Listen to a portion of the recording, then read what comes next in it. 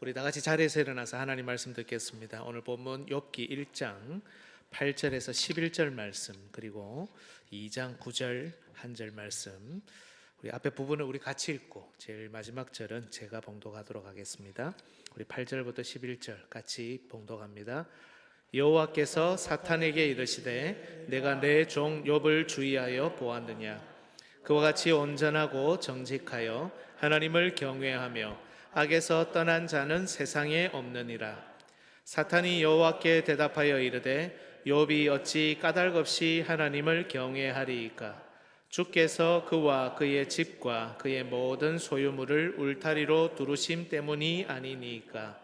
주께서 그의 손으로 하는 바를 복되게 하사 그의 소유물이 땅에 넘치게 하셨음이니이다. 이제 주의 손을 펴서 그의 모든 소유물을 치소서. 그리하시면 틀림없이 주를 향하여 욕하지 않겠나이까. 2장 9절 제가 봉독합니다. 그의 아내가 그에게 이르되 당신이 그래도 자기의 온전함을 굳게 지키느냐. 하나님을 욕하고 죽어라. 아멘. 네, 자리에 앉아 주십시오. 마지막 절이 하나님을 욕하고 죽어라 이렇게 하니까 아멘 소리가 좀 적습니다. 네, 성경에 보면 심판의 메시지도 있고 축복의 메시지도 있죠. 그 모든 말씀이 다 하나님 말씀이기 때문에 아멘 하셔도 괜찮습니다. 하지만 우리끼리는 항상 좋은 언어가 오고 가면 좋겠습니다. 우리 옆 사람하고 한번 인사하실 때 좋은 언어를 사용합시다 이렇게 한번 하겠습니다. 좋은 언어를 사용합시다. 네, 우리 그리스도인들이 좀 매너가 있고 배려가 있고 또 이렇게 멋지면 좋겠습니다. 여러분, 오늘 우리가 읽은 본문에서 나오는 욥은 고난을 많이 당한 사람입니다. 욥만큼 고난을 많이 받은 사람이 세상에 또 있을까 싶을 정도죠. 욥은 육체와 마음, 가정, 부인, 자녀, 인간관계, 물질, 우리 인간과 관련되어 있는 모든 부분에서 고통을 겪었고 그것도 한꺼번에 고난을 받았습니다. 하지만 놀랍게도 욥은 이렇게 고백합니다. 이르되 내가 모태에서 알몸으로 나와 싸운즉 또한 알몸이 그리로 돌아가올지라. 주신 이도 여호와시오 거두신 이도 여호와시오니 여호와의 이름이 찬송을 받으실지니이다 하고 이 모든 일에 욥이 범죄하지 아니하고 하나님을 향하여 원망하지 아니하니라. 여러분, 고난이 없고 피곤함이 없는 가정이 어디에 있겠습니까? 특히 시대가 하수상해서 그런지 어려움을 겪는 분들이 부쩍 더 많아진 것 같습니다. 그렇다면 욥기를 읽고 있는 우리도 과연 같은 모습으로 고난에 대처하고 있을까? 이런 생각이 듭니다. 욥은 도대체 어떤 신앙을 가졌기에 이런 고난 속에서도 범죄하지 않고 하나님을 신뢰할 수 있었을까? 욥에게 고난을 허용하신 하나님은 그에게 무엇을 기대하셨고 또한 고난 중에 있는 오늘 우리에게 하나님은 무엇을 기대하실까? 오늘 말씀을 통해 이것을 살펴보면서 고난 속에서도 소망을 잃지 않고 또 마침내 고난을 지나 회복을 경험하는 사랑하는 우리 모든 성도들 되시기를 예수님 이름으로 축복합니다. 여러분, 먼저 욥이 당한 고난의 내용부터 차례차례 봅시다. 그는 그의 모든 재산을 잃었습니다. 1장 3절을 보시면 양이 7,000마리, 낙타가 3,000마리, 소가 500결이, 이거는 쌍이라는 뜻이기 때문에 쌍을 의미하기 때문에 1,000마리입니다. 암나귀가 500마리나 있었습니다. 그런데 이 많은 가축을 차례대로 잃습니다. 1장 14절 15절 소는 밭을 갈고 나귀는 그 곁에서 풀을 먹는데 스바 사람이 갑자기 이르러 그것들을 빼앗고 칼로 종들을 죽였나이다. 여러분, 앞서 우리가 봤던 가축이 양, 낙타, 소, 나귀죠. 여기에 소와 나귀가 사라졌습니다. 빼앗겼습니다. 16절을 보십시오. 하나님의 불이 하늘에서 떨어져서 양과 종들을 살라버렸습니다. 양이 다 날아갔습니다. 17절을 보십시오. 갈대아 사람이 새 무리를 지어 갑자기 낙타에게 달려들어 그것을 빼앗으며 칼로 종들을 죽였나이다. 정말 엄청나게 많은 각각의 가축들이 있었지만, 짐승들이 있었지만 다 하나씩 하나씩 빼앗기고 잃어버렸습니다. 그뿐 아니라 그는 모든 자녀도 다 잃죠. 아들 7과 딸 3명이 있었는데요. 하지만 18절 19절을 보십시오. 그가 아직 말하는 동안에 또 한 사람이 와서 아뢰되 주인의 자녀들이 그들의 맏형의 집에서 음식을 먹으며 포도주를 마시는데 거친들에서 큰 바람이 와서 집 내 모퉁이를 치매 그 청년들 위에 무너짐으로 그들이 죽었나이다. 전부 다 한꺼번에 하루아침에 다 죽은 겁니다. 게다가 욥은 자기 몸에 심각한 병까지 들죠. 그의 정수리부터 발바닥까지 종기가 났다고 합니다. 그런데 이건 단순한 피부병이 아닙니다. 성경을 잘 보시면 너무 가려워서 그냥 손으로 이게 안 되니까 정수리부터 발끝까지 손으로 안 되니까 질그릇 깨어서 그걸로 이렇게 긁어야 될 만큼 악성 종기입니다. 얼마나 긁어댔든지 그를 보러 온 친구들이 그를 못 알아볼 정도였습니다. 욥기 2장 12절 눈을 들어 멀리 보매 그가 욥인 줄 알기 어렵게 되었으므로 아마 거의 피투성이 진물 얼굴이 일그러지고 완전 산발한 누군지 도무지 알 수 없는 상황 된 겁니다. 여러분 우리 같으면 이런 많은 재앙이 한꺼번에 닥쳤을 때 어떻겠습니까? 정말 견디기 어려울 겁니다. 그런데 여러분 이렇게 겉으로 드러난 욥 고난의 항목만 보면 안 됩니다. 그의 고난은 이 정도의 무게가 아니었습니다. 훨씬 그의 고난을 무겁게 하는 게 있었는데 이 모든 고난이 연이어서 심지어는 겹쳐서 일어났다는 겁니다. 1장 16절부터 보시면 표현이 똑같은 표현이 16, 17, 18절에 연이어서 등장합니다. 그가 아직 말하는 동안에 한 사람이 와서 양을 잃어버렸습니다. 다 빼앗겼습니다. 소나기 빼앗겼습니다. 나만 홀로 살아남았습니다. 이렇게 보고하는 그가 말하는 동안에 그 다음 사람이 와서 또 보고합니다. 17절 그가 말하는 동안에 와서 또 보고합니다. 그가 말하는 동안에 18절 또 와서 보고합니다. 이게 연이어서 일어날 뿐 아니라 겹쳐서 일어납니다. 여러분 엎친 데 덮친 격이라는 표현 아시죠? 안 좋은 일이 겹쳐서 일어나고 시련이 꼬리에 꼬리를 물고 일어나는 절망적인 상태. 욥의 상황이 딱 이랬단 말입니다. 그런데 그의 고난은 이것만이 아니었습니다. 사랑하는 부인이 등을 돌리고 그를 떠났습니다. 2장 9절 우리가 두 번째 읽은 본문이죠. 그의 아내가 그에게 이르되 당신이 그래도 자기의 온전함을 굳게 지키느냐 하나님을 욕하고 죽으라. 이 구절 이후에 욥의 아내는 더는 나오지 않습니다. 욥기 마지막 장, 우리 욥기는 42장까지 있는데요. 욥기의 마지막 장을 보면 욥이 다시 아들 7과 딸 3을 두는데 학자들은 도대체 누구하고 다시 만나서 아이를 낳았을까? 아마 전 이 부인이 회개하고 돌아와서 다시 10명의 자녀를 낳았을 것이다. 이렇게 보거나 혹은 새로운 부인을 얻어 자녀를 얻었다고 보기도 합니다. 그런데 설령 이 욥의 아내가 회개하고 돌아와서 다시 욥과 함께 살면서 자녀를 낳았다 손치더라도 여러분 욥기 전체를 쭉 읽어보시면 고난 가운데 있는 욥 옆에 아내가 있습니까? 없습니까? 없습니다. 있다는 느낌이 조금도 들지 않습니다. 적어도 욥의 고난 중에 욥이 가장 부인의 손길이 필요한 바로 그때 이 여인은 욥 옆에 있지 않았습니다. 사랑하는 아내만 등을 돌린 것이 아닙니다. 욥기 19장 13절 이하를 보면 나의 형제들이 나를 멀리 떠나게 하시니 나를 아는 모든 사람이 내게 낯선 사람이 되었구나. 내 친척은 나를 버렸으며 가까운 친지들은 나를 잊었구나. 17절 내 아내도 내 숨결을 싫어하며 내 허리의 자식들도 나를 가련하게 여기는구나. 여기 아내는 이해가 되는데 이미 다 죽은 자식들이 어떻게 나를 가련하게 여기는지 솔직하게 저도 잘 모르겠습니다. 근데 이렇게 모두가 떠났다는 것을 지금 말합니다. 18절 어린 아이들까지도 나를 업신여기고 내가 일어나면 나를 조롱하는구나. 나의 가까운 친구들이 나를 미워하고 내가 사랑하는 사람들이 돌이켜 나의 원수가 되었구나. 여러분 혹시 사랑하는 사람들, 믿었던 사람들에게 외면받아 보신 적이 있습니까? 부모 자녀 간에, 부부 간에 섭섭한 말 한마디조차도 때론 큰 상처로 우리 가슴에 남는 그런 연약한 존재가 우리 아닙니까? 아내, 가족, 형제, 친척, 주변 사람, 친구, 사랑하는 사람이 내가 가장 힘들고 내가 가장 그들이 필요할 때 나를 떠나고 나를 미워하고 나를 잊어버리고 나와 원수가 되었다.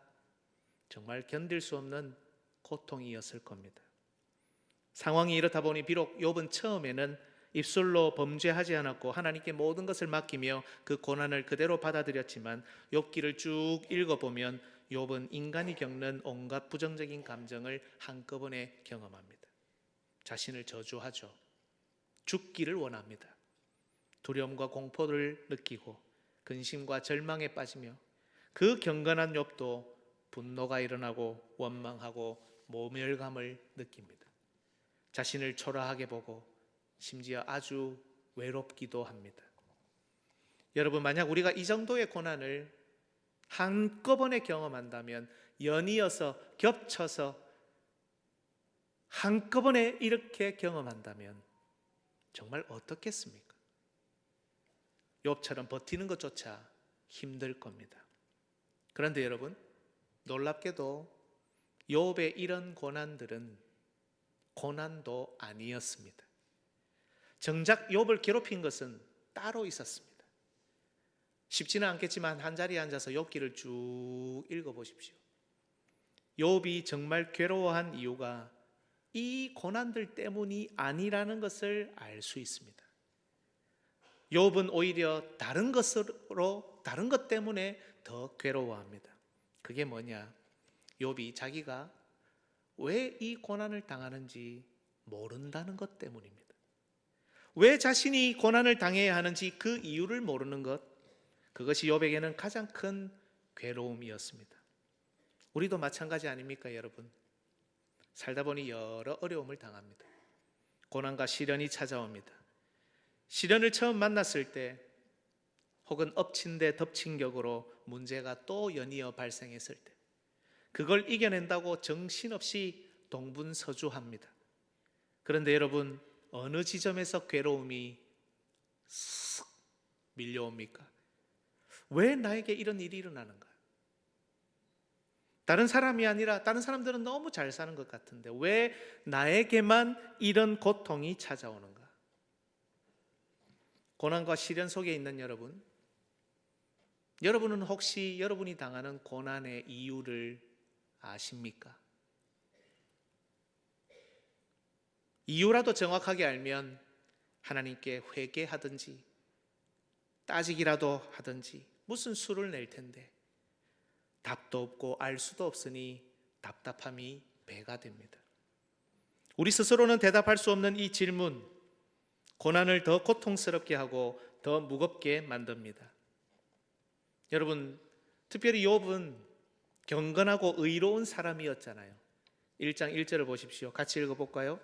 우스 땅에 욥이라 불리는 사람이 있었는데 그 사람은 온전하고 정직하여 하나님을 경외하며 악에서 떠난 자더라. 온전하고 정직하여 하나님을 경외하며 악에서 떠난 자였습니다. 1장 8절, 온전하고 정직하여 하나님을 경외하며 악에서 떠난 자였다. 2장 3절, 온전하고 정직하여 하나님을 경외하며 악에서 떠난 자였다. 하나님과 사람 앞에 이런 평가를 듣던 사람이었습니다. 여러분, 이 정도의 사람이면 고난이 아니라 복만 받아야 되잖아요. 그렇지 않습니까? 우리도 그렇지 않습니까? 저 사람은 하나님이 고난이 아니라 복을 주셔야 하는데 싶은 사람들이 있잖아요. 그런데 그 사람도 고난과 시련을 당하는 겁니다. 이런 고난과 시련을 당하는 사람도 그걸 지켜보는 우리도 도대체 그 이유를 알 수 없다는 사실 때문에 더 심한 무기력감이 찾아옵니다. 여러분, 잘 보시면 욥기 끝부분에 가면 욥이 드디어 자기 고난의 이유를 깨닫죠. 고개 끄덕이시면 안 됩니다. 안 깨닫습니다. 모릅니다. 천만에요. 욥은 끝까지 그 이유를 모릅니다. 욥기의 이 길고 긴 내용, 그 내용 가운데 욥의 친구들은 욥에게 계속 말합니다.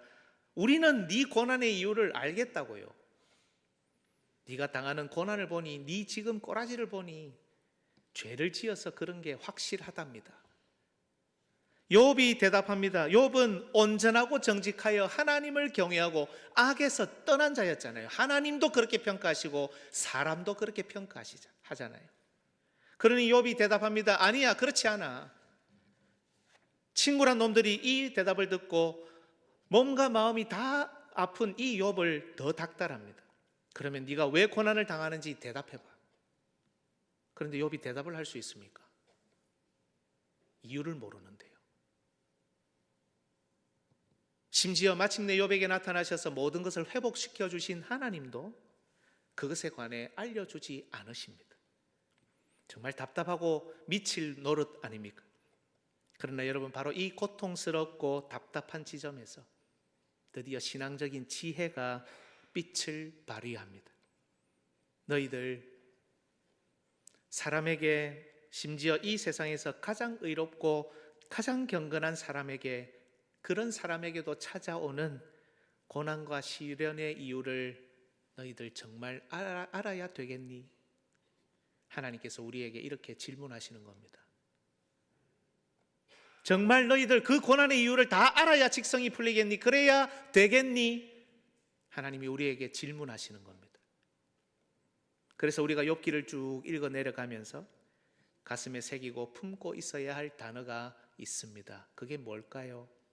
그게 오늘 설교의 제목입니다. 까닭 없이 그래도. 욥기 1장 9절을 보십시오. 사탄이 여호와께 대답하여 이르되 욥이 어찌 까닭 없이 하나님을 경외하리까? 하나님을 섬기는 이유가 있다는 거예요.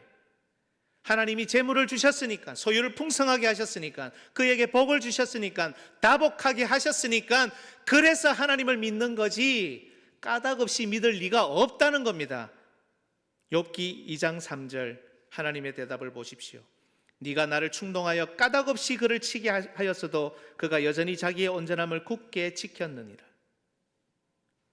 이유가 있는 고난도 있지만 우리 인간은 사실 어떤 고난에 대해서든 그 정확한 이유를 대부분 알지 못합니다.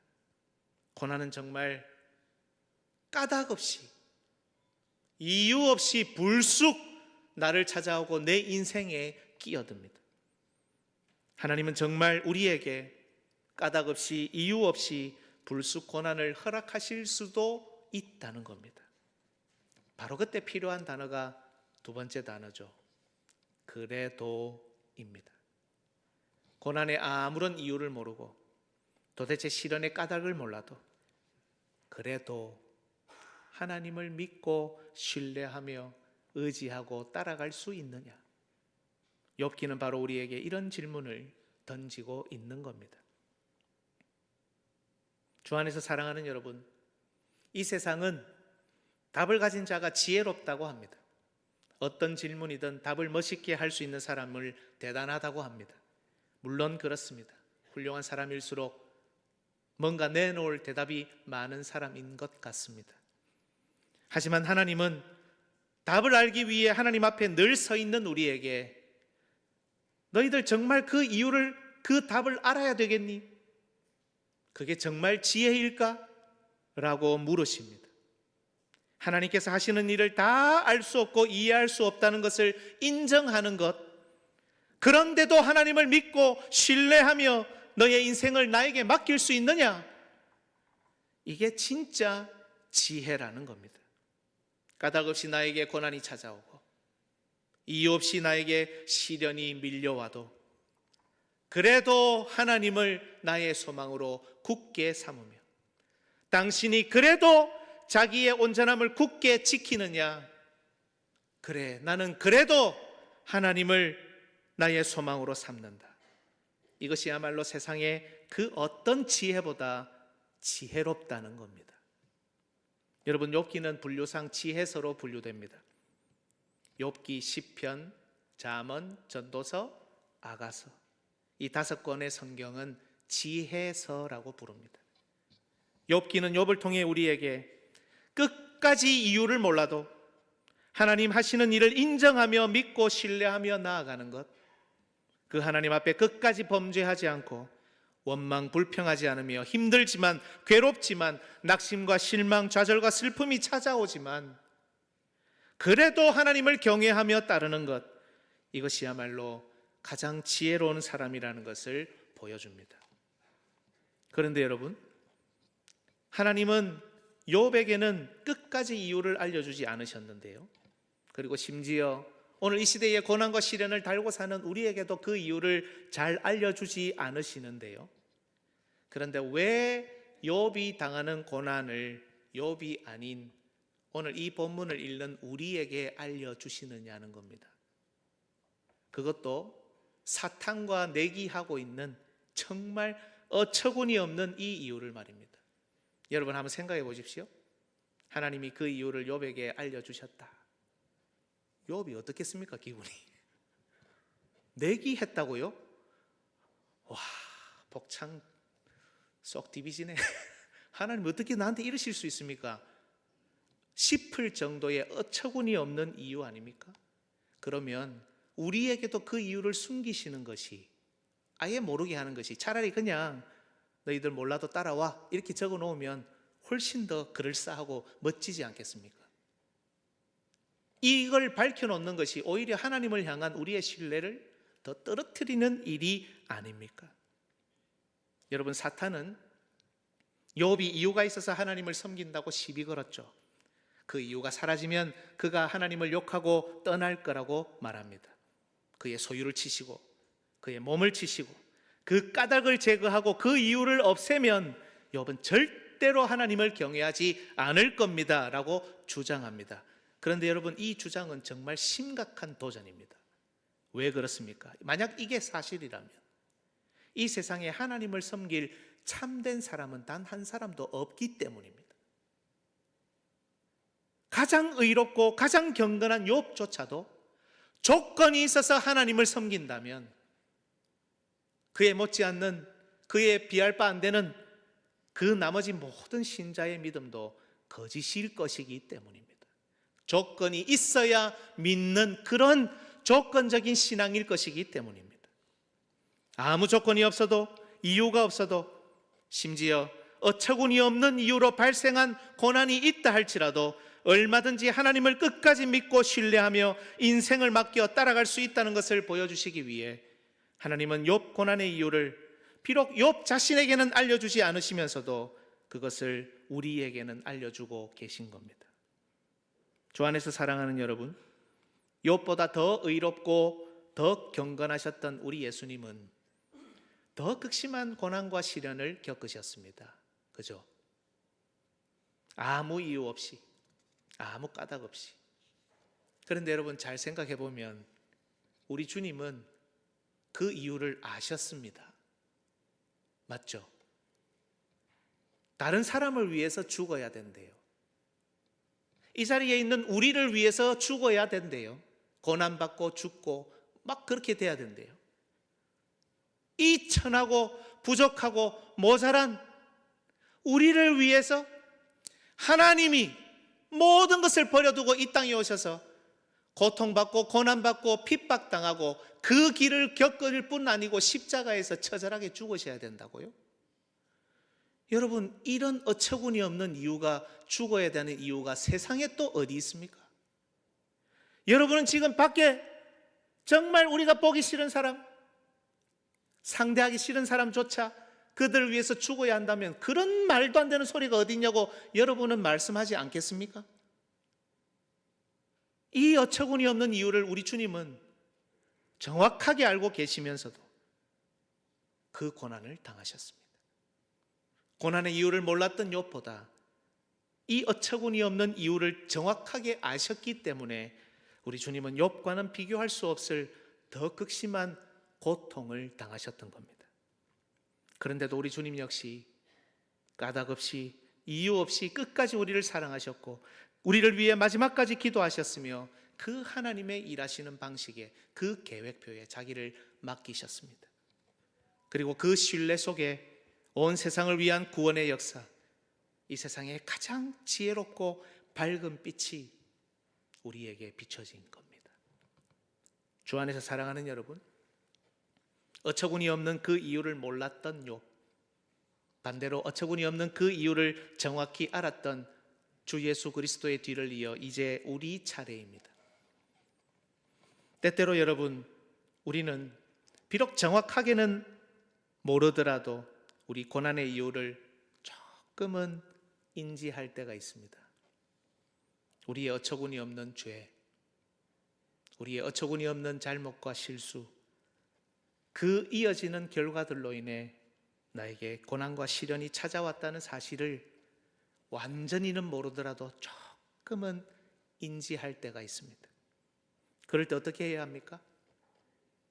예수님처럼 해야 합니다. 그걸 그대로 받아야 합니다. 그 이유를 조금 알았는데 그 이유의 핑계를 하나님께, 다른 사람에게, 내 아내와 내 남편에게, 내 부모와 내 자녀에게, 다른 교우들에게 넘기면서 나는 이런 것을 당할 이유가 없습니다라고 할 게 아니라 그 고난을 그대로 받아야 합니다. 피할 수 없습니다. 하나님이 그렇게 하신다고 하셨으니까요. 그걸 떠안고, 그걸 짊어지고, 그걸 통과해야 합니다. 힘 빠진 채로 통과합니까? 낙심한 채로 통과합니까? 시간아 제발 빨리 지나가서 좀 통과하자, 이렇게 통과합니까? 천만에요. 하나님께서 우리에게 그것을 허락하셨지만 우리를 무너뜨리시기 위해서가 아니라 우리를 돌이켜 회복하게 하시기 위해서라는 이 말도 안 되는 하나님의 방법을 신뢰하고 회개하며 여러분, 바로 그 지혜에 우리의 인생을 맡겨야 합니다. 우리가 통과해야 됩니다. 그 고난의 이유를 조금 인지하는 바로 내가 주님의 뒤를 따라 그 고난을 통과해야 합니다. 또한 여러분, 때때로 우리는, 아니 거의 대부분 까닭 없이 이유 없이 시련과 고난, 아픔을 당할지도 모릅니다. 아무리 생각해도 이유를 모르겠습니다. 왜 나인지, 왜 우리 가정인지, 어쩌면 여러분 평생 그 이유를 모를 수도 있습니다. 그러면 여러분, 그때는 하나님을 욕하고 죽어야 됩니까? 그렇지 않죠. 그래도 하나님을 믿고 신뢰하며 우리 인생을 바로 그 하나님의 손에 맡기며 나아가야 한다는 겁니다. 이유가 있어서 신앙생활을 하는 것이 아니라, 모든 것을 다 알아서 교회와 함께 하는 것이 아니라, 까닭이 있어서 교제하고 봉사하고 헌금하고, 까닭이 있어서 말씀 배우고 기도하는 것이 아니라, 아무 이유가 없어도, 아무 조건이 없어도, 아무런 까닭이 없어도 그 고난, 그 십자가, 그 아픔을 견디고 이겨내어 우리 하나님을 끝까지 붙들며 통과하고 나아가고 지나가야 한다는 겁니다. 이유를 모른다는 가장 미련해 보이는 바로 그것이 하나님이 원하시는 가장 지혜로운 방법이라는 겁니다. 이걸 붙들라는 겁니다. 여러분, 하나님이 만약 끝까지 내 남편을 변화시키지 않으면요, 여러분 하나님을 욕하고 죽으실 겁니까? 하나님이 만약 내 생전에 우리 자녀를 돌이키지 않으시면 여러분 하나님 떠나실 겁니까? 여러분, 하나님이 나를 잠시지만 버려두신다면 하나님을 욕하고 죽으실 겁니까? 여러분, 하나님께서 오늘 밤에 나의 생명을 거두어 가시고 내 사랑하는 사람의 생명을 오늘 거두어 가신다면 여러분 하나님을 욕하고 떠날 것입니까? 주 안에서 사랑하는 여러분, 고난과 시련 가운데 살아가는 사랑하는 성도 여러분, 하나님은 오늘도 우리가 까닭 없이 그래도 하나님을 섬기기를 원하십니다. 하나님이 더 지혜로우시다는 것을 하나님이 우리에게 믿어달라고 하시는 겁니다. 알려고 하지 말고 믿어달라고 하시는 겁니다. 내가 너희를 끝까지 붙들고 범죄하지 않게 하고, 내가 너희를 끝까지 책임지며 인생을 맡기는 바로 그들에게 하나님께서 회복을 주시겠다고 말입니다. 여러분, 이걸 믿으십시오. 까닭 없이 그래도 하나님을 경외하십시오. 까닭 없이 그래도 예배드리고, 까닭 없이 그래도 기도하고, 까닭없이 그래도 헌금하고 봉사하고 까닭없이 그래도 교제하고 나누며 까닭없이 그래도 고난의 길을 통과하십시오. 이것이야말로 사탄이 그 참소와 비웃음을 거두고 하나님의 영광을 우리가 이 땅 가운데 펼치는 길입니다. 여러분, 하나님은 하나님을 믿는 자들을 결코 버리지 않으십니다. 까닭 없는 고난 중에도, 이유 없는 시련 중에도 우리를 반드시 붙들어 저 천국으로 인도하실 겁니다. 이것이 그래도 하나님을 믿을 이유입니다. 우리의 남은 삶, 고난과 역경 속에서도 까닭 없이 그래도 하나님을 믿고 신뢰하는 우리 모든 성도들 되시기를 예수님의 이름으로 축복합니다. 아멘.